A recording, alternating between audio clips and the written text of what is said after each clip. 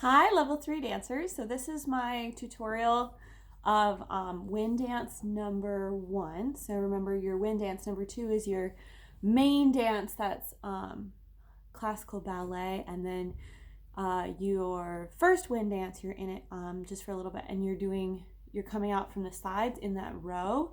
So I'll do from stage left first and then from stage right, and so you just need to figure out which side of the stage you're on, and I can answer questions about that if you want to message me on the team app. So from stage left, you're going to go like this, you go like that, and that's a jump. Then you step and you whirl your arms, then you step,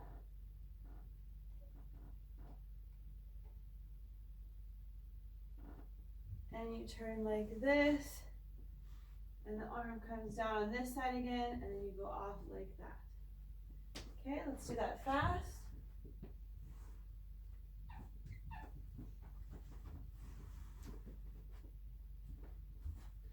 All right, and from stage right. So here we're gonna go here, here, here, and there. Okay? All right, let's do it slower. Step, jump, step, whirl the arms, step, spin, and off you go. Thanks, girls.